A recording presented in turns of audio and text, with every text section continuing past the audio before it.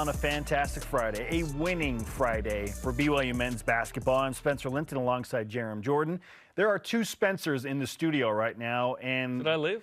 The one sitting across from us is certainly the more swaggy and cooler of the Spencers. We call him D1 Spence. We can only try to get on that level. Yes, D1 Spencer Spence Johnson in the house. Spence, thanks for hanging out with us this morning. Yeah, good to be here. I like to point out, me and Jerem. Hey, white 270s day. On the same page. Hey, look, as well. I settled for the Vapor Max. Yeah, apparently I didn't get the memo. You settled. Yeah, well, I almost wore my black 270s, and now I'm feeling left out. Next time. Next time. D1 okay. Spence. Right? What's up? He's the swaggiest, for sure.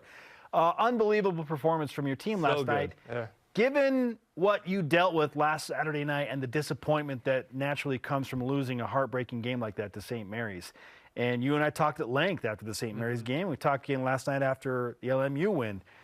In your opinion, what was the biggest reason that you were able to come out as a team and do that and not go to a bad place? Yeah. Well, it's tough, man. We had two heartbreaking losses, like the Gonzaga one, the St. Mary's one were both heartbreaking, just those buzzer beaters. And I think the biggest thing that we were feeling as a team is like we're right there. We're right there. And at some point, like the sun's got to come up, like we're right there. And if we hang in there and we keep working and we stay positive, we stay together, it's going to come up and we're gonna get over that hump. And so it felt really good to actually see that happen last night. How'd you guys keep the pedal down the whole time? Because beating LMU by 28 and scoring 30 more points than you did in LA. Yeah. I mean, that's an incredible performance. Totally. That's a step we needed to take as a team. I feel like, we've been up on some teams and then we kind of let them get back into it and it hasn't really gone our way. So it's a step that we needed to take where we have a lead and then we grow that lead. And I feel like that's something our team's been able to do all year where we're trying to get better and we are getting better, every single game. So many aspects of this game are impressive. You just look at the statistics. Yeah. You out-rebound LMU by 11.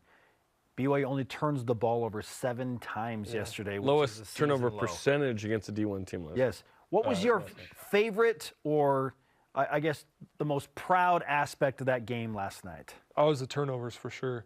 For sure. I mean, you look back at, some of the losses that we've had against Gonzaga, against San Diego State early in the year where we were leading, a lot of the game, and then it was the turnovers that just kind of came back to bite us. So to have those 7 turnovers was, 28-point win against a really good team.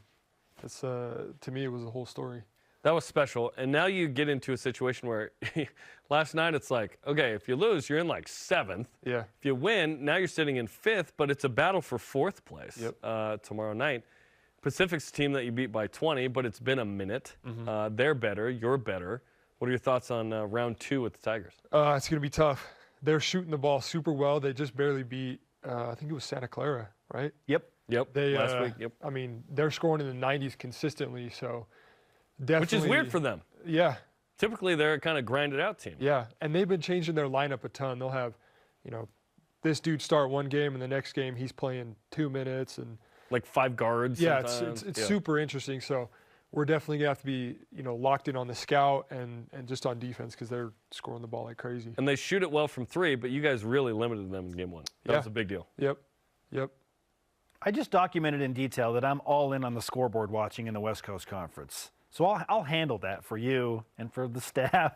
I'm sending out tweets now through February of every team BYU fans should root for in the West Coast Conference to win to help BYU's status in the WCC. How much do you pay attention to what other teams are doing when you are in a race like this to get a better seed? Not a ton. Personally, not a ton. I'm sure our coaches are super locked in on it. Which relative is feeding you that info, though? Because someone is probably, right? Yeah, all of them. They're like, dude, did you see that Santa Clara did? Yeah. No, yeah, but just paying attention to who we have next. That's all we can take care of. And it's Pacific to get to 6 and 5. You just talked about the matchup with the Tigers for sure. How much do you enjoy a win like last night before you try and make the mental switch to Pacific? I don't know. I'm still enjoying it. That felt pretty good. Understandable. You won by 28. Let's let it against a roll. Let's let third-place it carry team. over. Yeah. You wait until practice today, maybe? Yeah, maybe. Maybe I'll go get some Chick-fil-A from the Wilk, just kind of soak it in a little bit, and then practice hits. It's game on. You should enjoy it, dude. Let's talk about your three-point shooting. Well, your overall play, but like you're shooting, what is it, Tyson? 63%, I think, in league? 61.8. That's why I asked Tyson. That's incredible in league from three. Mm-hmm. What is it about your shot right now that is going so well? Just not taking super tough ones. I mean. Now, wait a minute. Last night, there was one that you were feeling. Yeah. It was a step back. That one was a tough shot. That one was a tough shot. But I don't think you cared. No. Because you were feeling it. Yeah. I tried my best Damian Lillard impression. Just kind of a little step back to the right, let it fly. As soon as I let it go, I told the guy, I was like, that's cash. And he like turned around and kind of looked at me, and I was like. Your body language said that. Like when you put that one up, I was like, oh, he's feeling it. Oh, yeah. Yeah. But no, I mean, just trying to, shoot the ball the same way every time. Worked a lot. I know you guys have talked to Trevin. They call him the shot doctor. Yep. So I worked a lot with him where we're trying to pick a spot on the rim, just consistently shoot it right there every single time. Where is that? Which is the back of the rim. Okay. So I'm aiming for the back of the rim. We actually have this really cool, they call it NOAA, and it's in our practice gym, and it tracks where your shots are landing in the rim and the depth that it also goes in. So we figured out. Arc and whatnot? Yeah, the arc. And yeah. So we figured out if you can get it between a certain percentage, it has the best chance to go in. And then it also like divides the rim kind of like a cross. And it'll say like, hey, you're shooting 60% of your shots to the back left of the rim. And if you can move it, to the back right, you're going to go up, 15 percentage points or whatever. It's super, super detailed. Well, it's gone up for you like 15 percentage points. Exactly. Right? So I worked super close with Trev, and we figured out where most of my shots were where I was missing.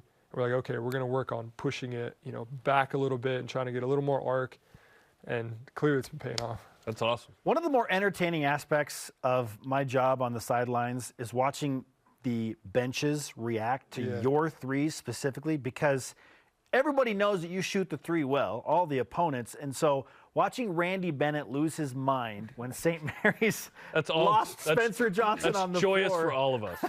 Let's be honest. 500 win last night. Yeah, very entertaining. And then the same thing last night, watching Stan Johnson just like, he doesn't have any hair, but he was like really frustrated because they know what you're capable of doing.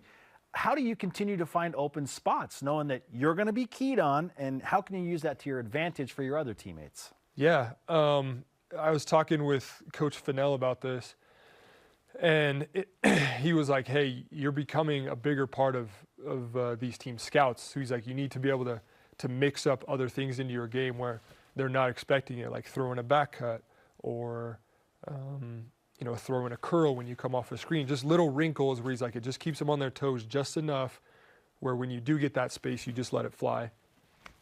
Yeah, and that's important because as you get better, you've got to evolve too, right? Totally.